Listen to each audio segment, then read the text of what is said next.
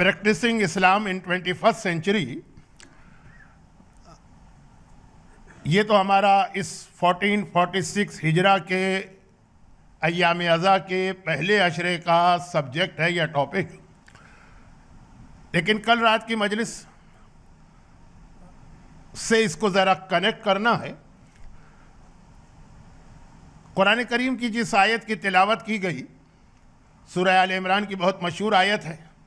اعلان ہو رہا ہے جو اسلام کے علاوہ کسی اور دین کی پیروی کرے گا یا کسی اور دین کو فالو کرے گا فَلَن يُقْبَلَ مِنْهُ، اس کا کوئی عمل قبول نہیں ہوگا. وَهُوَ فِي الْآخِرَةِ مِنَ الْخَاسِرِينَ. ہو سکتا ہے کہ اس دنیا میں تمہیں وہ بہت کامیاب نظر آئے لیکن آخرت میں وہ نقصان اٹھانے والوں میں ہوگا. یہ آیت کا ترجمہ ہے. اس سے پہلے کہ میں کل رات کی مجلس اور اس آیت کو کنیکٹ کر کے اپنے اصل سبجیکٹ پر آؤں، ایک کامن سینس کی بہت چھوٹی سی بات عرض کر دی جائے، اور وہ یہ ہے کہ جب کبھی بھی کسی گورنمنٹ کی جانب سے، آرگنائزیشن کی جانب سے، اسٹیبلشمنٹ کی جانب سے ڈفرینٹ اناؤنسمنٹ ہوتے ہیں یا رولز بنائے جاتے ہیں، تو جو سب سے آخری ہوتا ہے لیٹسٹ وہی ویلڈ ہوتا ہے. اس سے پہلے والے سارے کے سارے کینسل ہوتے چلے جاتے ہیں. قرآن کریم کو سمجھنا ہو یا احادیث رسول کو تو اس بات کا خیال کرنا پڑے گا کہ آخر میں، سب سے آخر میں کون سا حکم آیا ہے. یہ میں نے اس لیے عرض کیا کہ آج کل ایک تھیوری ہے تو پرانا نظریہ، لیکن 21st سینچری میں اس کو بہت پاپولر بنانے کی کوشش کی جا رہی. ویک ڈے کی مجلس ہے، نماز مغرب کا وقت بھی مجھے ذہن میں رکھنا ہے، زیادہ لمبی بات کر نہیں سکتا اپنے سبجیکٹ سے ہٹ کے، لیکن چونکہ یہ ایک بہت بڑا 21st سینچری کا ایک بہت بڑا پرابلم ہے. ہو سکتا ہے کہ اسی سینچری کو فتنے کی سینچری کہا جا رہا ہو. روایتوں میں تو ہے نا کہ آخری زمانے کے فتنے سے بچو، بٹ آخری زمانہ کسے کہتے ہیں یہ خود ایک ایسی مسٹری ہے جو اسی وقت سالو ہوگی جب امام آئیں گے تو پتہ چلے گا کہ ان سے جسٹ بیفور کا زمانہ آخری ہے. بٹ ایک بہت بڑا فتنہ ہے، اور وہ یہ کہ اللہ تک پہنچنے کے مختلف راستے ہیں، مختلف طریقے ہیں. کسی بھی دھرم، کسی بھی ریلیجن پہ عمل کرو وہ تمہیں اللہ تک پہنچا دے گا. اسلام ضروری نہیں. اچھا، اب یہ جہاں تک تھیوری کی بات ہے اس سے تو ہمارا کوئی تعلق نہیں، لیکن ہوتا یہ ہے کہ وہ قرآن کریم کی کسی ایک آدھ آیت کو کوٹ کرتے ہیں، اور ہمارے یہاں چونکہ عام کنسپٹ یہ ہے کہ بھائی قرآن میں یہ آیت آ گئی ہے تو بس فائنل، اب اس کے آگے تو کسی آرگومنٹ کی گنجائش نہیں. یہ میں بات کر رہا ہوں اس ایج گروپ کی جو میرا ایج گروپ ہے یا مجھ سے ذرا سا چھوٹا. آج کے یوتھ، آج کے ینگسٹر، ان کا تو مائنڈ سیٹ ہی ایسا ہے کہ ہر چیز کے اوپر ان کو سوال کرنا ہے، ریزننگ پوچھنا ہے، اور یہ بھی ایک بہت بڑا 21st سینچری کا ایشو ہے جس پر میں انشاءاللہ کوشش کروں گا کہ آگے کی کسی مجلس میں بات کروں. لیکن جو کراؤڈ میرے سامنے ہے، جو مومنین میرے سامنے، ان کے لیے یہ چیز فائنل ہوتی ہے کہ بس قرآن کی آیت کوٹ کر دی گئی، یہ ختم بات.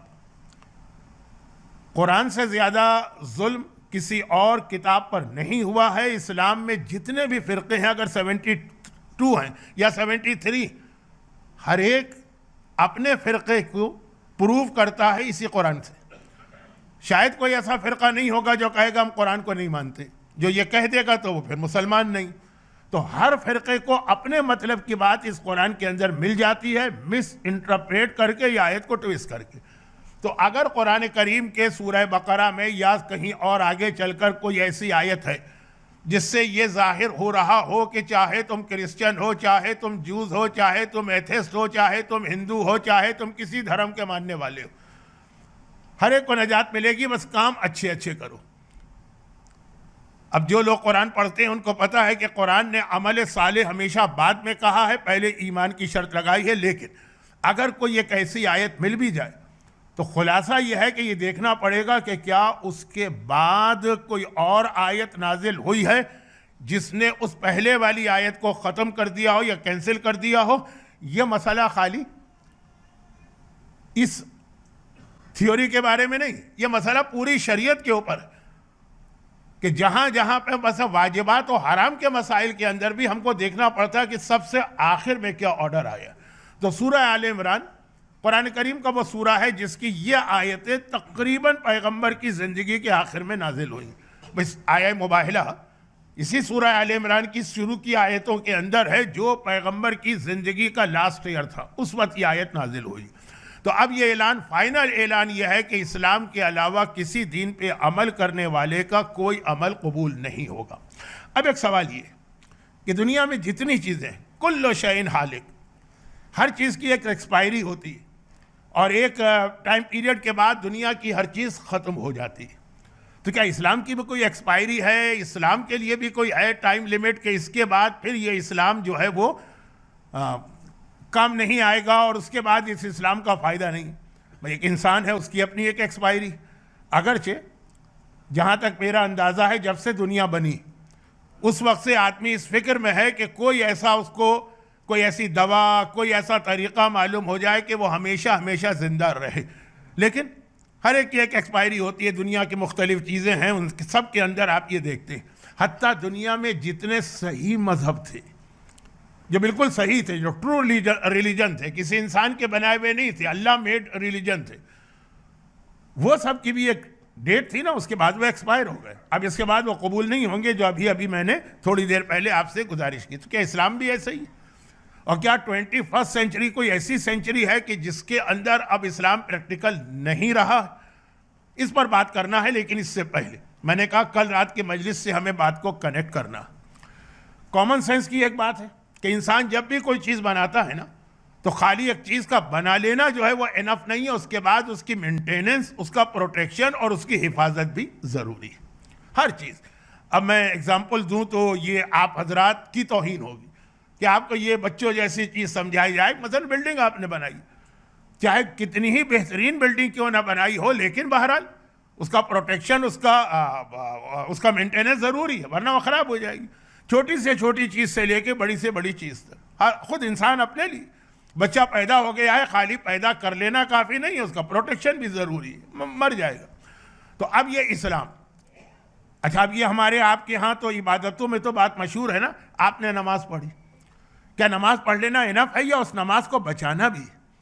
ایسا نہ ہو کہ آپ نے نماز پڑھی اور پھر کوئی ایسا عمل کیا کہ آپ کی نماز جو ہے وہ ضائع ہو جائے. اب یہ الفاظ جو کہ روایتوں میں آئے ہیں، ورنہ 2-3 چیزیں تو میں نے خود اپنی اس مختصر سی لائف میں، اچھا مختصر تو میں اس لیے کہتا ہوں جب اپنے آپ کو کمپیئر کرتا ہوں حضرت آدم اور نوح سے، ان کی جو ایج ہے نا اس کو دیکھتے ہوئے، ورنہ تو غالباً اس وقت اس پورے مجمع میں سب سے زیادہ ایج کا میں ہی ہوں گا. تو اب اس میں نے ایک تجربہ کیا کہ کچھ چیزیں ایسی جو ہمیشہ کوئی نہ کوئی آدمی کو بینیفٹ دے جاتی ہیں، ضائع نہیں ہوتی. مثلا چیریٹی کرنے والا، میں نے آج تک کسی چیریٹی کرنے والے کو کبھی پریشانی اور پرابلم میں نہیں دیکھا. یہاں تک کہ میں ایک بڑا خطرناک جملہ کہہ رہا ہوں، اور یہ جو اصل میں مسائل فقہ میں بیان کرتا رہتا ہوں، یہ اس سے کنٹریڈکٹ کر رہا، تو میں اس کو پروموٹ نہیں کر رہا ہوں یا اس کے فیور میں نہیں ہوں، لیکن میں اپنا ایکسپیرینس بتا رہا ہوں. یہاں تک کہ مال حرام سے بھی جو لوگ چیریٹی کرتے ہیں ان کو بھی میں نے دیکھا ہے کہ اس کا بینیفٹ ضرور ملتا ہے، چاہے آخرت میں سزا ملے، چاہے قبر کے اندر ان کو اس کا حساب دینا پڑے. لیکن کچھ چیزیں ایسی ہوتی ہیں، جیسے مثلا کوئی میڈیسن ہے، آپ کسی کی دکان سے چوری کر کے استعمال کر لیں گے تو یہ حرام اور گناہ تو ہے نا، لیکن جو اس کا فائدہ ہے وہ تو آپ کو ملے گا نا. اب میں یہ نہیں کہہ رہا ہوں کہ لوگ جو حرام کر کے صدقہ کر رہے ہیں، حرام پیسے کما کے حج پہ جا رہے ہیں، حرام پیسے کے ذریعے زیارت کر رہے ہیں، کہ سارے عمل صحیح، لیکن بینیفٹ ان کو اس میں بھی ملے گا. اور اس کی میں بہت زیادہ اور مثالیں بھی دے سکتا ہوں، لیکن ٹائم نہیں ہے. تو اسی میں نماز کبھی ضائع نہیں ہوتی. ہاں صحیح طریقے سے نماز نہ پڑھیں، بغیر وضو کے نماز پڑھے تو وہ نماز ہی نہیں ہے، لیکن جو نماز پڑھیں گے ضائع کبھی نہیں ہوگی، کوئی نہ کوئی اس کا بینیفٹ آپ کو مل کے رہے گا. لیکن بعض روایتوں میں چونکہ یہ لفظ آیا ہے کہ آخری زمانے میں لوگ نمازوں کو ضائع کریں گے اور شہوات اور خواہش نفسانی کی پیروی کریں گے، اس لیے میں نے یہ لفظ استعمال کیا، آپ نے نماز پڑھی. اب اس نماز کا پروٹیکشن بھی ضروری. اسی طریقے سے وہ تو بہت مشہور حدیث ہے پیغمبر کی کہ کسی جب روایت پیغمبر نے منبر سے ارشاد فرمائی کہ جو آدمی ایک بار سبحان اللہ کہتا ہے تو جنت میں اس کے لیے اللہ ایک درخت پیدا کر دیتا ہے، اور الحمدللہ کہتا ہے، اور لا الہ الا اللہ کہتا ہے، اور اللہ اکبر۔ معصوم کی حدیث ہے نا کہ قرآن کے بعد اس کائنات کا سب سے افضل کلام ہے سبحان اللہ والحمدللہ ولا الہ الا اللہ واللہ اکبر۔ یہ حدیث ہے کہ سب سے افضل کلام ہے قرآن کے بعد یہ ذکر خدا۔ نماز جعفر طیار تو وہ تو ہے ہی اسی ذکر کے اوپر، اور اس کے بینیفٹ بھی آپ کو پتہ ہے، اتنے بینیفٹ ہیں کہ نماز جعفر طیار کو نماز جعفر طیار نہیں کہا جاتا ہے، نماز حبوہ یا نماز حبا کہا جاتا ہے، اسپیشل ایک گفٹ جو امت کو ملا۔ تو آپ سبحان اللہ والحمدللہ، جنت میں درخت، تو ایک مجمع میں بیٹھا ہوا ایک آدمی وہیں سے کھڑا ہو گیا نا کہ یا رسول اللہ، پھر تو جنت میں ہمارا کتنا بڑا باغ ہوگا، اس لیے کہ میں تو دن میں کبھی 500 مرتبہ کبھی 1000 مرتبہ سبحان اللہ والحمدللہ کہتا رہتا ہوں۔ پیغمبر نے کہا بہت بڑا باغ ہوگا، شرط یہ ہے کہ تم یہاں سے آگ بھیج کر اس درختوں کو جلا نہ دو۔ اور جب اس نے پوچھا آگ کیا ہے تو پھر وہ تفصیل آئی جو آپ بھی جانتے ہیں کہ ذکر خدا ہو کہ تلاوت قرآن ہو۔ بعض لوگ ایسا عمل کرتے ہیں کہ ضائع ہو جاتی ہے، میں ذرا سا ٹریک سے ہٹ گیا، ٹاپک سے ہٹ گیا، تو خلاصہ واپس کیا ہے کہ ہر چیز بنا لینا یہ بھی ایک بہت بڑی بات ہے، اور اس کے بعد پھر اس کی حفاظت کرنا۔ جیسے ابھی میں ذکر سن رہا تھا آپ نے محترم صفدر جعفر صاحب سے کہ ہسٹری آف خوجاز، کہ کس شخصیت کو آقا زین الدین مازندرانی نے بھیجا اور انہوں نے پھر آپ کو اس صحیح ٹریک کے اوپر رکھا، لیکن وہ تو انف نہیں نا، ان کا تو رول جو ہے وہ ہے، لیکن اس کے بعد اب اس کو اسی ٹریک پہ برقرار رکھنا مرتے دم تک، مرتے دم سے مطلب قیامت تک، یہ آپ کی اور ہماری ذمہ داری۔ اسلام وہ اللہ نے بھیجا، اور اب اس کی ایکسپائری تو نہیں ہے، لیکن اب اس کی حفاظت۔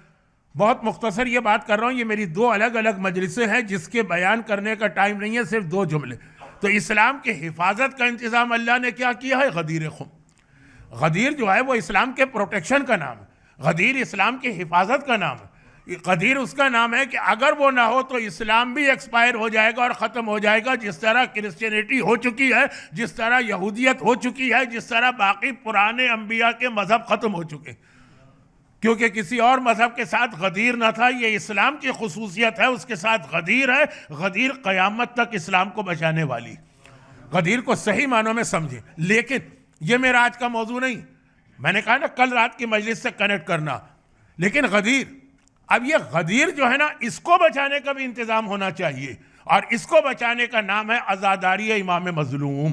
یہ جو عزاداری ہے، جو کل رات کو میں نے تھوڑا تذکرہ کیا تھا، اور ہم اور آپ تو کیا عزا کرتے ہیں جو عزا حسین کی ماں کرتی ہوگی۔ ایک تاریخ کی کتابوں میں، تاریخ تو نہیں کہہ سکتے لیکن کربلا کے واقعات میں ایک واقعہ لکھا۔ کربلا میں آج کل ایک زیارت کی جا رہی ہے، اور آج سے مطلب آج نہیں ہے، 100 سال سے، اس سے بھی پہلے سے، مقام علی اکبر، کیونکہ میری مجلس سے پہلے جو نوحہ پڑھا جا رہا تھا اس میں جناب علی اکبر کا ذکر بھی تھا، مقام علی اکبر۔ تو مقام علی اکبر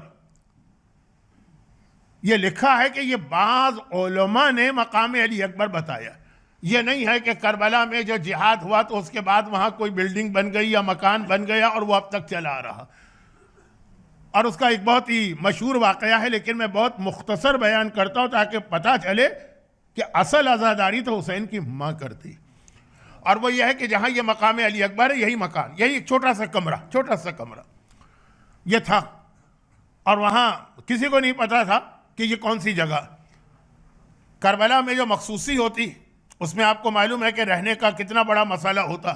اب کربلا بڑا ہو گیا تو ہوٹل بھی بہت زیادہ ہو گیا، اس وقت کربلا بہت چھوٹا تھا، اور مخصوصی کے درمیان جب مخصوصی ہوتی ہے، کوئی چاہے 40 کی ہو، چاہے عاشورے کی ہو، اور چاہے عرفہ کی ہو، تو وہاں تو پھر ہر قسم کے ہوٹل، ہر قسم کے مسافر خانے وہ سب بک ہو جاتے ہیں، جگہ ہی نہیں ملتی ہے، لوگ سڑک کے اوپر آ کے بیٹھتے ہیں۔ اس کمرے میں جو آدمی رہتا تھا اگلی صبح کو مرا ہوا پایا جاتا تھا، یہاں تک کہ خود وہ مالک مکان جو تھا، جس کا وہ مکان تھا، اس نے وہ کمرہ رینٹ پہ دینا بند کر دیا تھا کہ جو وہاں سوتا ہے، آتا ہے زائر، وہ رینٹ پہ اس نے لیا، مگر ایک رات بھی نہ رہ سکا، اگلی صبح کو مرا ہوا پایا گیا۔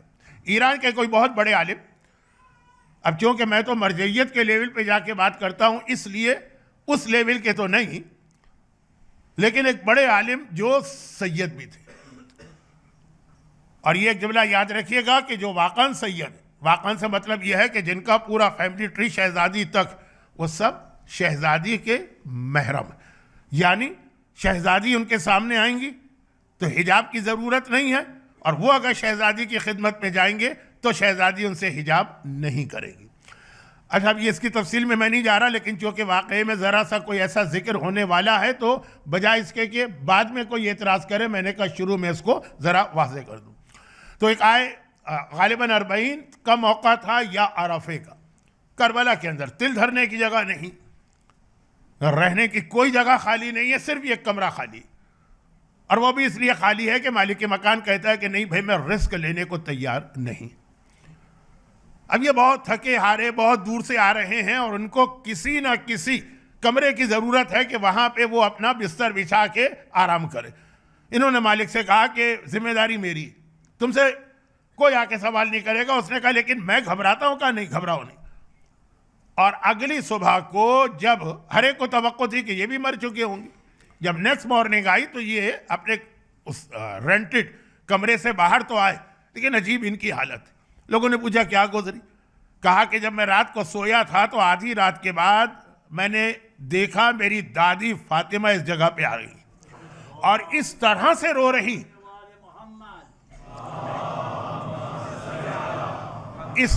اس طرح سے گریا کر رہی کہ کلیجہ پھٹ گیا، میرا ہارٹ فیل ہونے لگا، اور میری سمجھ میں آ گیا کہ اس سے پہلے جو لوگ رات کو یہاں آتے تھے اور مر جاتے تھے وہ اس گریے اور ماتم کی وجہ سے مر جاتے تھے. تو میں نے اپنی دادی سے پوچھا کہ دادی یہ کون سی جگہ؟ کہا یہ وہ جگہ ہے کہ جہاں میرا اکبر گھوڑے سے زمین پہ برچھی کھا کے گرا تھا. مقام علی اکبر کی ایک مختصر سی میں نے تاریخ بتائی، لیکن اصل بتانا یہ کہ گریا کرنے والی اور صفحے عزا بچھانے والی تو شہزادی کونین. اب یہاں سے ایک ربط ملائی جو میں اکثر تفصیل کی مجالس میں بتاتا ہوں، آج تفصیل کا موقع نہیں ہے. اور ربط کیا؟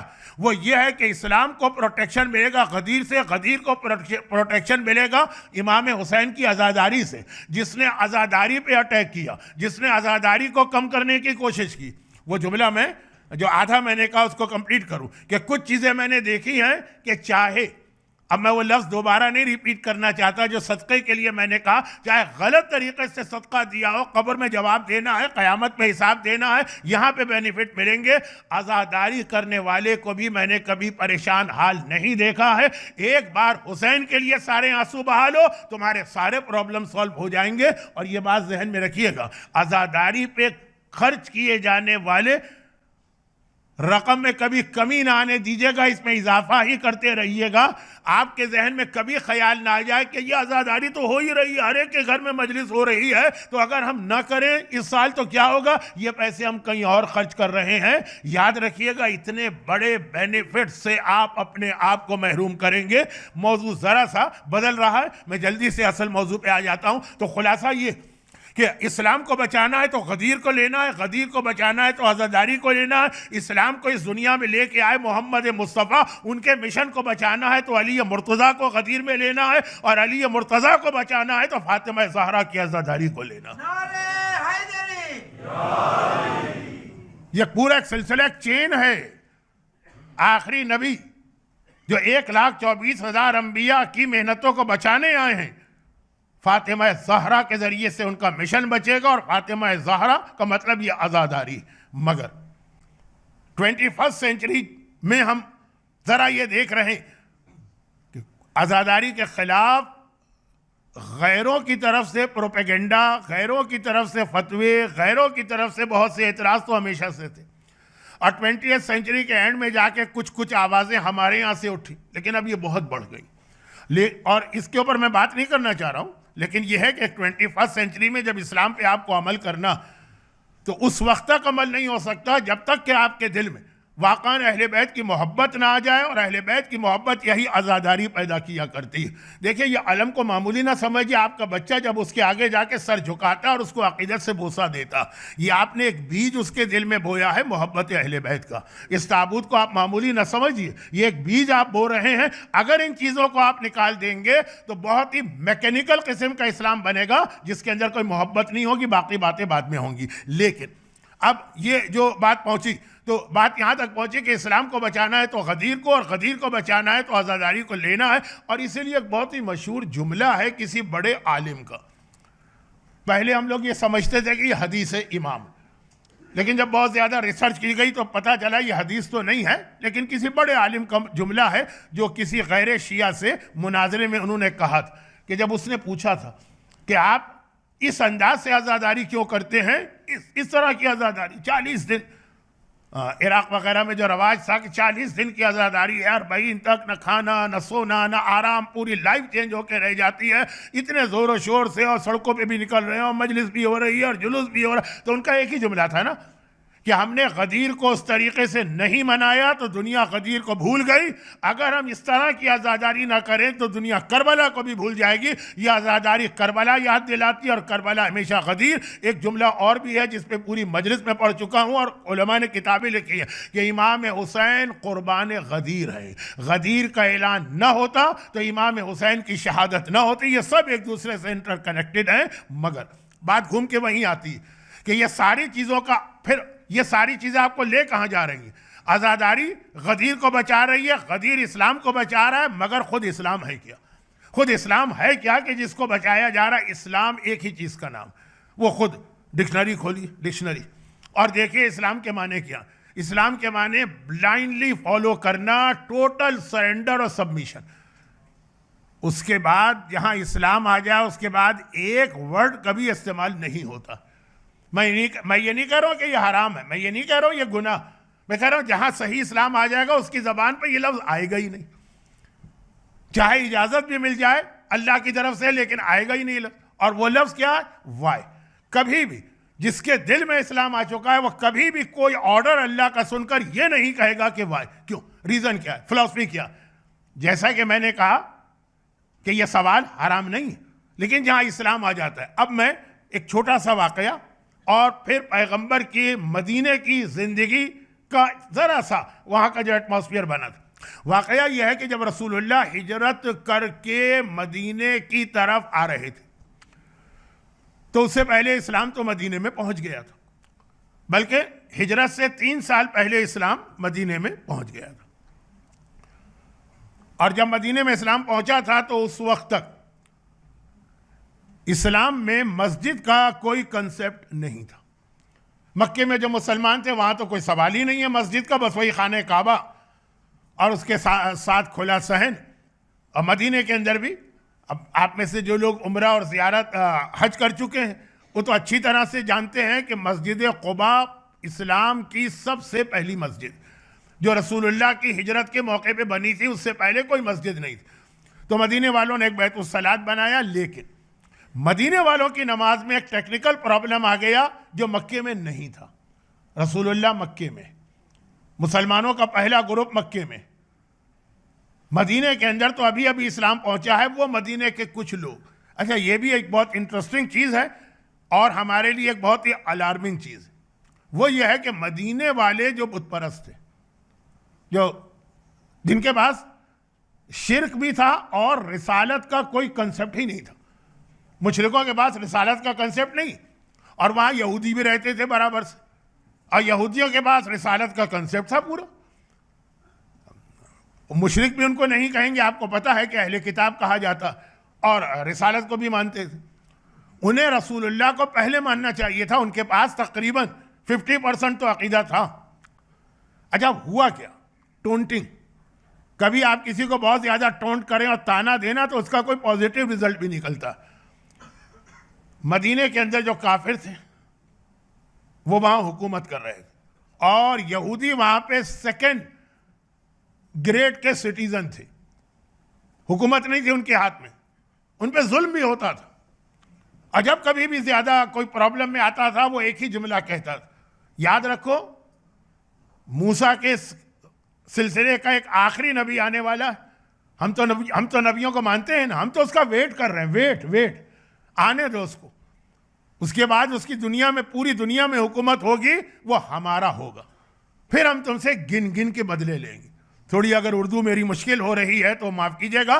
پھر ہم تم سے اس کا ریونج لیں گے اور بدلہ لیں گے. 1 بار 2 بار 50 بار 10 سال 40 سال 100 سال 200 سال جب کبھی بھی ان کے اوپر ظلم ہوتا وہ پلٹ کے ایک ہی جواب دیتے ہیں کہ اس وقت تو ہم کمزور، حکومت تمہاری، تم مدینے کے رولر، لیکن ہمارا وقت بھی آنے والا، ہم انتظار کر رہے ہیں، ہمارا وہ لیڈر آنے دو، پھر دیکھنا کہ ہم کیسے تم سے بدلہ لیں گے۔ مسلسل جب یہ مدینے کے کافروں نے، بت پرستوں نے، مشرکوں نے سنا تو آہستہ آہستہ اب عقیدے کو نہیں مانا لیکن دل میں بات بیٹھتی گئی۔ جب یہ خبر مکے سے آئی کہ وہاں ایک آخری رسول آ چکا تو اب ان لوگوں نے میٹنگ کی کہ کہیں یہ وہ آخری رسول وہی تو نہیں ہے جس کا یہودی ذکر کرتے ہیں، چلو تم پہلے جا کے اس کو مان لو، اس سے پہلے کہ یہودی اس کو مانے اور پھر وہ ہمارے اوپر حکمران ہو جائے، ہم جا کے پہلے اس کو مان لیتے ہیں تاکہ وہ ہمارا بن جائے۔ اور یہ کہہ کے وہ پہنچے وہاں پہ۔ پھر اسود ابن زرارہ کا ایک واقعہ بھی ہے جو موقع ملا تو کل یا پرسوں پڑھوں گا۔ یہودیوں کی ٹونٹی کے نتیجے میں مدینے والوں کے پاس رسالت کا عقیدہ نہیں تھا، لیکن پیغمبر کے حوالے سے وہ ایک مرتبہ الرٹ ہو گئے تھے، اور جیسے ہی پیغمبر کے آنے کی خبر سنی جا کے چیک کیا، اور جب ان کے دل نے گواہی دی کہ یہ سچا رسول ہے تو کہا اس سے پہلے کہ یہودی اس کو مانے تم مان لو، اور پھر اس طرح مدینے میں اسلام پہنچا ہم میں سے کچھ لوگ۔ کیونکہ میرا ایک طریقہ کار ہے کہ ایام اضحیٰ کے پہلے عشرے میں ایک مجلس کو امام زمانہ پہ پڑھتا ہوں، تو اس کے لیے ایک جملہ آج کہہ رہا ہوں، تفصیل بعد میں آئے گی جو مجلس ہے، کہیں ایسا نہ ہو کہ یہی اینٹی کلائمیکس ہمارے ساتھ ہو جائے۔ دنیا ہم پر ظلم کر رہی ہے، جگہ جگہ ہمارے اوپر، آپ دیکھیں دنیا کے مختلف علاقے، ہر قسم کی ہر طاقت ہمارے اگینسٹ استعمال ہو رہی، ہماری نسلیں جینوسائیڈ کیا جا رہا، ہمارے بچوں کے لاشیں ہماری آنکھوں کے سامنے سے گر رہے ہیں، ہمارے بزنسز تباہ کیے جا رہے ہیں، اور ہمیں ایک اطمینان ہے کہ ہمارا ایک سرپرست، ہمارا ایک پروٹیکٹر ہے، ہمارا ایک ولی ہے، ہمارا ایک آقا ہے، وہ حفاظت کر رہا ہے۔ جب وہ آئے گا تو پھر ہماری حکومت ہوگی، پھر ہم دیکھیں گے کہ جن جن نے ہم پہ ظلم کیا ان سے ہم کو بدلہ لینا، ایسا نہ ہو کہ الٹا ہو جائے۔ معلوم ہوا کہ ہم یہی سمجھتے رہے، اور جب امام آئے تو ہم سے پہلے وہ جو آج امام کے دشمن ہے، ہم سے پہلے وہ امام کے ہاتھ پر بیعت کر کے امام کی فوج میں شامل ہو جائیں اور وہ کامیاب ہو جائیں اور ہم ناکام ہو جائیں۔ یہ خطرہ روایتوں میں آیا بھی کہ امام کا انتظار کرنے والے امام کے اگینسٹ ہوں گے اور امام کا انکار کرنے والے امام کی آرمی کو جوائن کریں گے۔ اچھا، اب یہ باقی باتیں تو اس مجلس میں ہوں گی جو امام زمانہ کے حوالے سے ہونے والی ہے۔ تو اب اسلام پہنچ گیا مدینے اور یہودیوں کی ٹونٹنگ کی وجہ سے پہنچا۔ اچھا، خالی ٹونٹنگ نہیں، پھر انہوں نے اپنا ڈیلیگیشن بھیجا تھا جس نے جا کے رسول خدا کو چیک کیا تھا۔ کیسے چیک کیا تھا؟ ویسے تو مشہور واقعہ ہے اسعد ابن زرارہ کا، لیکن شاید مجھے شارٹ میں بیان کرنا پڑے، تو اب آ گیا اسلام۔ مکے کے اندر مسئلہ یہ تھا، مکے میں ایک مسئلہ نہیں تھا جو مدینے میں ہوا۔ وہ کیا تھا؟ مکے کے اندر آپ خانہ کعبہ کے صحن میں ایسے ڈائریکشن میں کھڑے ہو کے نماز پڑھ سکتے ہیں۔ ویسے تو خانہ کعبہ کے صحن میں آپ چاروں طرف، کعبے کی 4 دیواریں، چاروں طرف نماز پڑھ سکتے ہیں، لیکن اگر وہ جو رکن یمانی اور حجر اسود کے درمیان والی دیوار جہاں ربنا آتنا فی الدنیا حسنہ وفی الآخرۃ حسنہ وقنا عذاب النار کی دعا پڑھی جاتی ہے طواف کے بیچ میں، اگر آپ اس طرف کھڑے ہو کے نماز پڑھیں تو کعبہ بھی آپ کے سامنے ہوگا، اور کعبے ہی کے ڈائریکشن میں مدینہ بھی آپ کے سامنے ہوگا، اور مدینے کے ڈائریکشن میں پھر بیت المقدس بھی آپ کے سامنے ہوگا۔ بیت المقدس جو اسلام کا پہلا قبلہ، اور اس میں بھی ایک بہت انٹرسٹنگ لفظ قرآن کریم کے سورہ بقرہ کی پارہ سیقول کے فرسٹ پیج پر آیا۔ میں نے بہت ہی آپ کے لیے آسان ریفرنس دے دیا، وہ پھر بعد میں کیجیے گا۔ بہت ہی ایک اہم لفظ قرآن نے استعمال کیا ہے کہ ہم نے قبلہ کیوں چینج کیا، لیکن ہر ایک کو پتا ہے پہلا قبلہ ادھر تھا۔ تو مکے میں آپ ایسی پوزیشن میں کھڑے ہو کے نماز پڑھ سکتے تھے کہ کعبہ بھی آپ کو مل جائے اور کعبے کے پیچھے بیت المقدس بھی آپ کو مل جائے۔ بالکل پاسبل ہے۔ مسلمان اسی طرح نماز پڑھ رہے تھے مکے میں، خود اللہ کے رسول بھی جو خانہ کعبہ کے صحن میں نماز پڑھتے تھے تو اسی طرف۔ شاید آپ کے علم میں ہو کہ خانہ کعبہ کا جو صحن جس میں ہم طواف کرتے ہیں وہ مختلف قبیلوں میں تقسیم تھا، اور حجر اسود والا علاقہ بنی ہاشم کو دیا گیا تھا جہاں حضرت عبد المطلب اور بعد میں حضرت ابو طالب روزانہ صبح کو بیٹھتے تھے۔ یہ کچھ زیادہ میں ڈیٹیل میں چلا گیا، لیکن یہ مکہ تھا۔ مکے کے اندر، مکے کے نارتھ میں مدینہ ہے، مدینہ کے نارتھ میں سیریا، بیت المقدس۔ تو اب یہ ایک ڈائریکشن بن سکتا ہے۔ مدینے میں مسئلہ یہ نہیں، اب دیکھیں کتنے چہرے مجھے نظر آ رہے ہیں جو عمرہ بھی کر چکے ہیں اور حج بھی. اور عمرہ اور حج کا مطلب ہے کہ آپ نے مدینہ کی مسجد ذو قبلتین بھی دیکھی ہوئی ہے, جہاں دو قبلے, جہاں قبلہ چینج ہوا تو وہاں پہ قبلے دونوں جو تھے بالکل ایک دوسرے کے اپوزٹ ڈائریکشن میں. مدینہ سے نارتھ میں ہے بیت المقدس اور ساؤتھ میں ہے مکہ. اب اگر آپ بیت المقدس کا رخ کریں تو کعبے کی طرف آپ کی بیک ہو جائے گی, اور کعبے کی طرف رخ کریں تو بیت المقدس کی طرف بیک ہوگی. آپ نے مسجد قبلتین میں 2 رکعت نماز تحیت المسجد تو پڑھی ہے نا, تو وہاں پہ وہ پرانی محراب بھی ہے بنی ہوئی اور نئی محراب بھی ہے بنی ہوئی, اور پرانی کے لیے بھی ایک بورڈ لگا ہوا, تو بالکل ایک دوسرے کے آمنے سامنے. اب مدینہ کے اندر جب اسلام پہنچا, رسول نہیں آئے, رسول مکے میں, اور پیغمبر نے کہا کہ نماز شروع کرو, کیونکہ کوئی اسلام وداؤٹ نماز نہیں, اسلام وداؤٹ نماز پاسبل نہیں. جو اسلام ہو اور اس میں نماز نہ ہو وہ اسلام نہیں. بلکہ حضرت ابو ذر غفاری کی ایک حدیث جو میں اکثر پڑھتا ہوں, آج ایک بار پھر سن لیجئے, کیونکہ کل رات کی مجلس کے آخر میں حضرت ابو ذر کا تذکرہ ہوا تھا. پیغمبر کے عظیم ترین صحابی, سلمان فارسی کے بعد ان کا اسٹیٹس آتا. اللہ کے رسول نے تقیہ ان کے لیے حرام کر دیا تھا, اور بہت ہی مشہور یہ واقعہ بھی ہے کہ یہ پہلے مسلمان ہیں جنہوں نے سلام کیا تو اللہ کو ان کا یہ طریقہ اتنا پسند آ گیا کہ قیامت تک کے لیے سلام کو اسلام کے ایٹیکیٹس میں شامل کر دیا گیا. یہ پہلی شخصیت. جب رسول اللہ سے ملاقات ہوئی تھی تو جیسے ہی پیغمبر کا چہرہ دیکھا, بے اختیار ان کی زبان پہ السلام علیکہ آیا, وہاں سے اسلام میں سلام داخل ہوا. تو یہ ابو ذر, بہت ان کے حالات تو نہیں بتانا ہے ورنہ ان کے حالات بھی بڑے انٹرسٹنگ ہیں, صرف اتنی سی بات کہ حضرت ابو ذر غفاری یہ کہتے کہ رسول اللہ کے زمانے میں ہمیں ایک پرابلم مدینے میں آ کے ہوا. مکے میں بھی تھا لیکن مکے میں اتنا بڑا نہیں تھا, مدینے میں. اور وہ یہ تھا کہ مدینے کے اندر لیٹس جوائن دیم والی بات تھی کہ مدینے کے اندر منافقین پیدا ہو گئے, بن گئے منافقین, کیونکہ مدینے میں رسول ایز اے رولر آئے تھے تو بہت سارے لوگ اسلام کو دل سے نہیں مانا, طاقت کی وجہ سے مان لیے. اور اب ہمارے لیے دونوں کو پہچاننا مشکل ہو رہا تھا, خاص طور پر ابو ذر کے لیے, کیونکہ ابو ذر جو تھے ان کو رسول نے خاص مشن پر مدینے کے باہر بھیج دیا تھا. اب یہ ساری چیزیں نہیں بتا رہا ہوں ورنہ آج کی مجلس ایام ازا کی مجلس کے بدلے ابو ذر کے حالات کی مجلس بن جائے گی. خلاصہ یہ ہے کہ کہہ رہے ہیں کہ جب میں مدینے آتا ہوں تو معلوم ہوا کہ مسلمانوں کی تعداد یا نمبر بہت بڑھ جاتا. جب بھی میں آتا ہوں, جیسے آپ حضرات کا تجربہ ہوگا کہ جب بھی آپ 40 میں کربلا کی زیارت پہ جاتے ہیں, ہر سال نمبر پریویس ایئر سے زیادہ ہی ہوتا جاتا ہے, ہر سال یہ تعداد بڑھتی جاتی. ایام ازا میں آپ نے دیکھا ہوگا کہ ہر سال عزاداروں کی تعداد بڑھتی ہی چلی جاتی ہے. کیسا ہی امام باڑہ بنا لے, کتنی ہی آپ لانگ ٹرم پلاننگ کر لے, وہ ہمیشہ چھوٹا ہی پڑتا آپ کو نظر آئے گا. تو اب یہ ہے کہ مدینے کے اندر بھی اسلام بڑھ رہا ہے, کیونکہ پیغمبر کے ہاتھ میں اب حکومت بھی آ گئی. اور بدر و احد میں کافروں کی شکست کے بعد تو پتہ چل گیا ہے کافروں کو کہ اسلام کو ہم بیٹل فیلڈ میں تو ہرا نہیں سکتے ہیں, تو اب منافق بڑھتے جا رہے.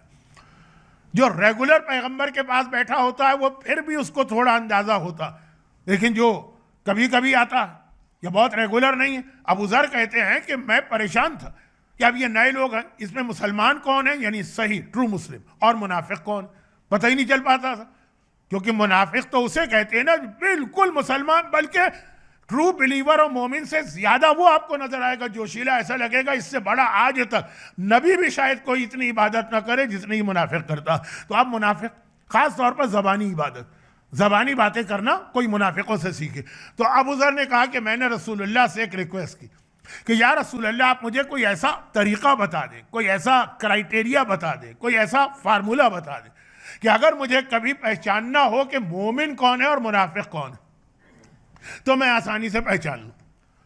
تو پیغمبر نے پہلی بات تو وہی کہی جو ہمارے بچے کو معلوم ہے اور قیامت تک کا یہ فارمولہ, کہا کہ مومن اور منافق کی اہم ترین پہچان ہے علی کا ذکر. جب علی کا نام لیا جائے مومن کا چہرہ گلاب کی طرح کھل اٹھے گا, منافق کا چہرہ اتر کے رہ جائے گا. چہرے دیکھ لیا کرو, چہرے دیکھ لیا کرو کہ علی کا نام سن کے کس چہرے پہ مسکراہٹ آ رہی ہے, واقعاً لگ رہا ہے کہ دل سے خوش ہے, اور کس چہرے پہ نحوست برسنے لگ رہی ہے, ابوسن قمطریرہ بن گیا. کہا یہ پہلی چیز. لیکن بعض اوقات کچھ ایسے کمپلیکیشن انسان میں آ جاتے ہیں کہ ایک ٹیسٹ سے کام نہیں چلتا. اچھا میں ذرا اپنی مثالیں دیتا ہوں تو لوگ کہتے ہیں مولانا آپ امام حسین کے حالات تو کم پڑھتے ہیں, اپنے حالات زیادہ پڑھتے ہیں. وہ کچھ مجبوریاں ہوتی ہیں. مثلا کیا مثالیں دیتا ہوں کہ میں ایک بہت پرانا ڈائبیٹک پیشنٹ ہوں اور اس کے بہت سارے کمپلیکیشن کی وجہ سے مومنین کو بتانا پڑتا کہ آج یہ پرابلم ہوگا, آج یہ پرابلم ہوگا, آئی سائٹ اتنی ویک ہے کہ سامنے بیٹھا مومن بھی مجھے نہیں پتہ چلتا. واقعاً صحیح بات کہہ رہا ہوں. ایک جملہ میں کہتا ہوں جو تھوڑا مذاق ہے تھوڑا سیریس ہے. اتنی میری آئی سائٹ ویک ہے کہ اب عورتیں اگر میرے سامنے بغیر حجاب کے بھی آ جائیں تو شرن جائز ہو سکتا ہے, لیکن خبردار یہ کام کیجیے گا نہیں, خواتین سے کہہ رہا ہوں. لیکن یہ ایک منزل آ جاتی کہ نظر ہی نہیں آتا, پتہ ہی نہیں چلتا کہ عورت ہے کہ مرد ہے, کہ یہ اس کے بال ہیں کہ اس کی چادر ہے. تو خلاصہ یہ ہے کہ میرا کچھ ذرا کمپلیکیٹڈ کیس ہے. وہ جو شوگر کے ٹیسٹ ہوتے ہیں نا, وہ ساری ڈاکٹر نے دوائیں بتائی, انسولین بتائی, نئی انسولین, پرانی انسولین, جتنی بھی ٹرولوسٹی, اوزمپک, جتنی بھی مینجیرو, جتنی نکلتی جا رہی ہیں وہ سب کی سب بتاتے ہیں.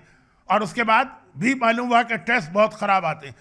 تو اسپیشلسٹ جو ہے, اس کو کیا اینڈوکالوجسٹ کہتے ہیں شاید, اس نے, اور باقاعدہ پوری ٹیم ہے, اس نے کہا کہ ایسا لگ رہا ہے کہ کوئی ہے آپ کے باڈی میں ایسا پرابلم کہ ٹیسٹ صحیح نہیں آ رہا, ایک اور ٹیسٹ ہوتا ہے اس کے لیے, وہ ہم دوسرا کریں گے تاکہ اندازہ ہو جائے. پھر وہ دوسرا ٹیسٹ کیا, کہا کہ ہاں اب پتہ چلا کہ وہ جو پہلا ٹیسٹ تھا کچھ ہوگا آپ کے باڈی کا کوئی ایسی کیمسٹری وغیرہ کہ اس سے صحیح رزلٹ نہیں آ رہے ہیں, یہ ایک دوسرے ٹیسٹ سے صحیح رزلٹ آ رہے ہیں. یہ میرے اوپر گزری ہوئی بات ہے, اس لیے میں کہہ رہا ہوں.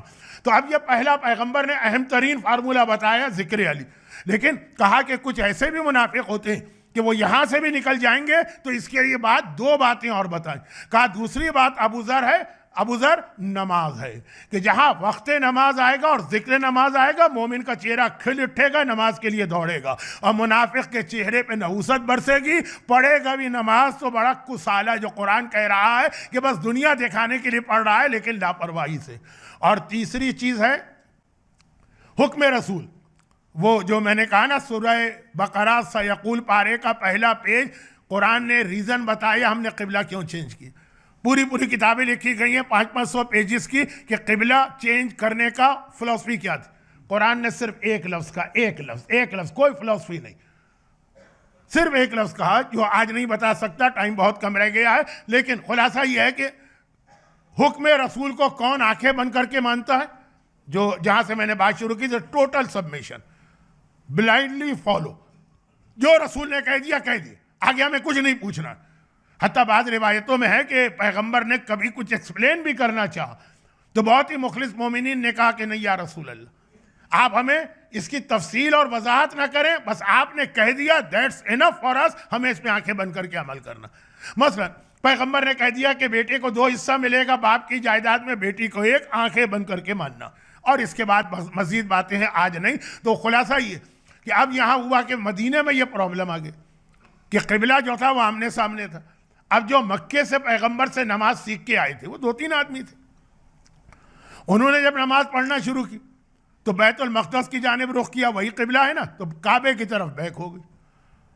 عرب میں کعبے کا احترام اسلام سے پہلے سے چلا آ رہا, کافروں میں بلکہ زیادہ کعبے کا احترام تھا. جوز اور کرسچن تو احترام نہیں کرتے تھے کعبے کا, تو یہ مدینے والے جو آج تک کعبے کا احترام کرتے ہیں, ایک دم دیکھا کہ آپ کعبے کی طرف بیک کرنا. تو جو شروع والا گروپ تھا وہ تو سارا مخلص مومنوں کا تھا, اس میں جابر ابن عبداللہ انصاری بھی ہیں کہ جن کی وہ سنت کربلا کے پہلے ظاہر, کتنے لوگ 40 کی تیاری کر رہے ہیں, اور بھی کچھ لوگ تھے, اسود ابن زرارہ بھی تھے اس کے اندر. ایک بزرگ جو اسلام قبول کیا مدینے میں, وہ مکے گئے نہیں تھے, یہ جو مکے سے لوگ اسلام لے کے آئے ان کی پریچنگ سے اسلام قبول کیا. انہوں نے کہا میری عقل, میرا مغز اس بات کو قبول نہیں کرتا کہ جب ہم کافر تھے تب تو ہم کعبے کا اتنا احترام اور رسپیکٹ کرتے, اور اسلام کے آنے کے بعد ہم کعبے کی طرف بیک کریں گے. نہیں, تم لوگ غلط کہہ رہے ہو, رسول کبھی ایسا حکم دے ہی نہیں سکتے. آج بھی مجھے کتنے ہی ایسے مومن ملتے ہیں کہ اسلام میں یہ ہو ہی نہیں سکتا ہے, ایسا کوئی فتویٰ آ ہی نہیں سکتا, اگر ایسا فتویٰ آ رہا ہے تو میں اسلام چھوڑنے کو تیار ہوں. ایسے لوگ بھی, ابھی وقت نہیں ہے کہ میں ذرا ان کے جملے کوٹ کروں. خلاصہ یہ ہے کہ انہوں نے کہا کہ میں تو کعبے کی طرف ڈائریکشن میں نماز پڑھوں گا, تم دیکھو یہودیوں کے قبیلے. اچھا مدینے میں یہ ٹینشن تو آلریڈی ہے نا کافروں اور یہودیوں کا, ان کا قبلہ تم دیکھو. اور وہ پوری نمازیں کعبے کی طرف بیک کر کے پڑھتے رہے. نیکسٹ ایئر جب یہ مسلمان مدینے والے ہر سال حج کے موقع پہ رسول سے ملاقات کرتے تھے، نیکسٹ ایئر جب ڈیلیگیشن گیا، ان بزرگ نے کہا میں خود جاؤں گا اور خود پیغمبر سے سنوں گا۔ چنانچہ اس بڑھاپے میں وہ گئے مکے میں، پیغمبر سے ملاقات ہوئی، پیغمبر نے کہا کہ جو تمہارے ساتھی کہہ رہے ہیں بالکل صحیح، یا رسول اللہ ہم کعبے کی طرف بیک کر کے نماز پڑھیں، یہ کیسے ہو سکتا ہے؟ کہا کہ آرڈر از آرڈر، اللہ نے یہ کہا ہے آج کعبے کی طرف بیک کرو تو تمہیں بیک کرنا پڑے گی، اور ان سے وہ نمازیں پڑھوائی گئیں۔ یہ ہے اسلام کا مطلب، ٹوٹل سرنڈر۔ اپنی عقل لے کے نہ آئیے، اپنی طرف سے فلاں چیز رسپیکٹ ہے، فلاں چیز ڈس رسپیکٹ ہے، یہ فتویٰ مجتہد کا کیسے آ گیا، وہ فتویٰ مرجع کا کیسے آ گیا، اس کو ایک طرف رکھ کے پھر آگے بڑھیے۔ بالکل ہاں، میں نے کہا نا کہ اگر آپ کے ذہن میں کوئی خیال آئے، وائے پوچھنے کا حق تو ہے آپ کو، لیکن ہر چیز میں نہیں۔ اور یہ حق بھی وہ لوگ استعمال کریں جو وائی کی وجہ سے اسلام پہ عمل کرتے ہیں، لیکن جو لوگ صرف اس لیے عمل کرتے ہیں کہ رسول نے کہا۔ شہید باقر صدر کا ایک جملہ ہے کہ یہ بھی تاجروں والی عبادت ہوتی ہے، مولا کی حدیث ہے نا، وہ تاجروں کی عبادت، یہ بھی تاجروں کی عبادت ہوتی ہے کہ پہلے کسی چیز کا بینیفٹ بتاؤ پھر ہم عمل کریں گے۔ تو بینیفٹ بتاؤ گے تو ایک نان مسلم بھی عمل کر لے گا۔ مسلمان تو کہتے ہی اسے ہیں کہ کوئی بینیفٹ نہیں ہے یا میری عقل میں نہیں آ رہا، لیکن رسول نے کہا ہے تو مجھے آنکھیں بند کر کے ماننا ہے جو وہ کہہ دے۔ جس طرح سے بعض علماء یہ جملہ پڑھا کرتے، فاطمہ صغریٰ نے اپنے بابا کا حکم مانا تھا، دل نہیں مان رہا تھا۔ آج کے مصائب کا جو آخری جملہ ہے نا، آخری جملہ، اس سے کل کی مجلس کے شروع میں ایک بہت اہم میسج آپ تک پہنچے گا۔ جملہ مصائب کا ہے اور میسج آپ کی پریکٹیکل لائف کا۔ ذرا سوچئے تو، ایک ننھی سی بچی بیمار بھی ہے، گھبرا بھی رہی، گھر والوں کے ساتھ ہے، بیماری میں تو آدمی کو چاہیے نا گھر والوں کا ساتھ، اور ایک دم اس کو پتہ چلے کہ تمہارا سارا خاندان، ساری فیملی، سارا کٹم، یہ سب لوگ تمہیں چھوڑ کے جا رہے ہیں اور تم اکیلے ہو۔ ٹھیک ہے، خاندان کی بہت بزرگ عورتیں تھیں، لیکن ان کی اور صغریٰ کی جو ایج کا فرق ہے اس کو ذہن میں رکھ کے بات کیجیے گا۔ 28 رجب کا قافلہ تیار ہوا، جو کل مصائب پڑھے تھے آج آخری پڑھنا ہے۔ عموماً آج کی رات کو کربلا پہنچنے کے مصائب پڑھے جاتے ہیں، لیکن چونکہ کربلا میں آقا حسین عصر کے بعد پہنچے، 2 محرم، کل جو ہماری مجلس ہوگی نا 2 محرم کی، اس کے اندر وہی ٹائم آئے گا، اس لیے یہ کربلا پہنچنے کے مصائب کل ہوں گے۔ آج تو 28 رجب کا سیکوینس کمپلیٹ ہو، کیونکہ میرے موضوع سے بھی میچ کر گیا۔ ٹوٹل سبمیشن، بلائنڈلی فالو، جو کہہ دیا، آرڈر از آرڈر۔ اور اس کے آخری جملے سے کل کی مجلس کا پہلا اور بہت ہی اہم میسج آپ کے سامنے آئے گا۔ ایک مرتبہ 28 رجب کا قافلہ تیار ہو رہا، اونٹ بھی آئے، محملیں ہیں، اماریاں ہیں، محلہ بنی ہاشم میں بہت ہی اسٹرکٹ قسم کا سیکیورٹی کا انتظام بھی ہے، پہرا بھی لگ گیا، عباس سے علمدار نگرانی کر رہے، کوئی نامحرم تو نامحرم، ممیز بچہ بھی ادھر سے نہ آنے پائے۔ رسول کا گھرانہ جا رہا ہے، علی کی بیٹیاں جا رہی ہیں، حسین کا حرم جا رہا، اور آقا حسین نے بیویوں سے کہا چلنے کی تیاری کرو۔ لیکن ایک بار صغریٰ کو میسج دے دیا گیا کہ صغریٰ تمہیں اکیلے رہنا ہے، تمہیں کوئی تیاری نہیں کرنا۔ اور پھر بیویوں سے کہا کہ دیکھو جاؤ میری صغریٰ کو خدا حافظ کہو۔ کل آپ نے مصائب سنے تھے نا کہ آقا حسین نے سب کو، بزرگوں کو خدا حافظ کہا، تو آج اسی کے سیکوینس میں کہ بیویوں سے کہا جاؤ جا کے صغریٰ کو خدا حافظ کہو، لیکن خبردار صغریٰ سے کوئی بات نہیں کرنا، بس جانا خدا حافظ کہہ کے آ جانا، کیونکہ حسین کے دل میں یہ خیال ہے کہ ایسا نہ ہو میری صغریٰ کسی بیوی کی سفارش لے کے میرے پاس آ جائے۔ اور ادھر صغریٰ نے یہی سوچا کہ میں خود تو بابا سے نہیں کہہ سکتی، اب جو میری ماں آئے گی، اب جو میری بہنیں آئیں گی، اب جو میری پھوپھی آئیں گی، ان سے ریکویسٹ کروں گی کہ بابا سے کہہ دیجئے کہ مجھے اپنے ساتھ لے جائیں۔ لیکن اب ہر بیوی آتی ہے اور اتنا سیریسلی آتی ہے کہ بس آئی صغریٰ کے سر پہ ہاتھ رکھا، کہا صغریٰ بیٹی خدا حافظ، اور کہہ کے چلی گئی۔ چاہے وہ لیلا ہوں، چاہے وہ فروہ ہوں، چاہے وہ رباب ہوں، ہر بیوی آتی ہے، چاہے وہ فاطمہ کبریٰ ہو، صغریٰ کے سر پہ ہاتھ رکھا، خدا حافظ، اس سے پہلے کہ صغریٰ کچھ کہیں وہ بیوی جا چکی۔ لیکن آخر میں صغرا نے دیکھا میری مہربان پھوپھی ثانیہ زہرا زینب کبریٰ میرے حجرے میں داخل ہوئیں اور آ کر میرے سر پہ ہاتھ رکھ کے کہا صغرا بیٹی خدا حافظ. صغرا کو پتا تھا اگر زینب چلی گئی تو پھر اور کوئی میری سفارش کرنے والا نہیں ہے. ایک مرتبہ لپک کے زینب کا دامن پکڑ لیا. پھوپھی اماں آج تک میں نے آپ سے کوئی خواہش نہیں ظاہر کی ہے, آج میری ایک ریکویسٹ ہے, بابا سے سفارش کریں کہ مجھے اکیلا چھوڑ کے نہ جائیں, بابا سے سفارش کریں مجھے اپنے ساتھ لے کے جائیں.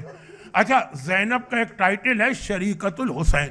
حسین کے جہاد میں زینب برابر سے شریک ہیں. جو حسین کا مشن ہے زینب کو بڑھانا ہے, تو ابھی زینب نے سنا ہے کہ حسین نے منع کیا ہے صغرا کو, تو اب زینب تسلی دے رہی ہے. کہا صغرا بیٹی گھبرا نہیں, چند دنوں کی بات تو ہے, ہم جا رہے ہیں اور پھر واپس آئیں گے, یہ چند دن گزر جائیں گے, تیرے باپ نے منع کیا تو یہیں رہ جا.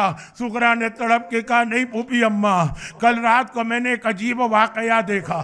دیکھیں مجلس بھی شروع ہوئی تھی شہزادی فاطمہ کے ماتم سے, اور اختتام میں بھی جملہ سنیے. کل رات کو میں نے ایک عجیب واقعہ دیکھا. مڈ نائٹ میری طبیعت گھبرا رہی تھی, سب گھر والے سو رہے تھے, میں اپنے حجرے سے نکل کے مکان کے صحن میں آئی تو میں نے کیا دیکھا, مکان کی پچھلی دیوار کے ساتھ کوئی سیاہ پوش بی بی بیٹھی ہیں اور بار بار کہہ رہی ہیں ہائے میرا لال, ہائے میرا حسین. پھوپھی اماں کسی نے نہیں بتایا, لیکن میں نے پہچان لیا یہ میری دادی فاطمہ زہرا ہیں جو میرے بابا کا ماتم کر رہی ہیں. پھوپھی اماں بابا سے کہیے کہ مجھے ساتھ لے کے جائیں. دیکھیے ماں کا نام سنا, زینب بھی گھبرا گئی. کہا چل صغرا بیٹی میرے ساتھ, اور یہ کہہ کے صغرا کو حسین کے حجرے میں لائیں. یہ دو سفارشیں ہیں, ایک آج آپ سن رہے ہیں اور ایک شاید شب 8 سنیں گے. ادھر سکینہ عباس کو لے کے آئی تھی, بابا میرے چچا کو مقتل میں جانے دیں, اور آج اس سے پہلے زینب صغرا کو لے کے آئی. لیکن وہاں تو سکینہ کو موقع ملا بات کرنے کا, یا حسین نے موقع بھی نہ دیا. ادھر زینب صغرا کو لے کے حجرے میں داخل ہوئی. حسین سمجھ گئے امام وقت ہے نا, امام معصوم ہے نا. ایک مرتبہ کا زینب صغرا کی سفارش نہ کرنا, تیرا بھائی تیری ہر خواہش پوری کرے گا مگر صغرا کی بات نہ کر. اب زینب بھی حیران ہو گئی. کہا بھیا جب سب جا رہے ہیں, جب سب چل رہے ہیں, تو آخر صغرا بیٹی کا قصور کیا ہے کہ اسے چھوڑا جا رہا ہے. حسین نے زینب قصور کی بات نہیں ہے, تجھے تو پتا ہے نا کربلا میں میرے بعد کیا ہوگا. تجھے کوفہ بھی جانا ہے, تجھے شام بھی جانا ہے, تجھے بازاروں میں بھی جانا ہے, تجھے درباروں میں بھی جانا ہے, تجھے بلوہ عام میں جانا ہے, تجھے نامحرموں کے درمیان جانا ہے. حسین اپنی ہر بیٹی کی بے پردگی برداشت کر لے مگر صغرا کی بے پردگی برداشت نہیں ہے. ارے آقا کیوں؟ کہا اس لیے کہ میری ساری باقی بیٹیاں یا نانا رسول خدا کی شبیہ ہیں یا بابا علی مرتضیٰ کی شبیہ ہیں, مگر میری صغرا میری ماں فاطمہ زہرا کی شبیہ ہے. ارے حسین شبیہ فاطمہ کو بلوہ عام میں نامحرموں میں بغیر مقنع و چادر کے کیسے دیکھ. الا ولعنت اللہ علی اعدائہم اجمعین وسیعلم الذین ظلموا ای منقلب ینقلبون. پروردگارہ ان مومنین اور مومنات کے اس گریے کا واسطہ غم حسین کی سوا ان کو اور ان کے گھر والوں کو ہر آفت و پریشانی سے محفوظ فرما, ان کی ساری حاجتیں قبول فرما, ہمارے تمام مرحومین کی مغفرت فرما, بیماروں کو شفاء کاملہ عطا فرما. ایک مومن نے اپنی بیٹی کے لیے خصوصی دعا کے لیے کہا ہے حسین کی بیٹی صغرا کا واسطہ ان کی پریشانی دور فرما, ظہور امام زمانہ میں تعجیل فرما. ربنا تقبل منا انک انت السمیع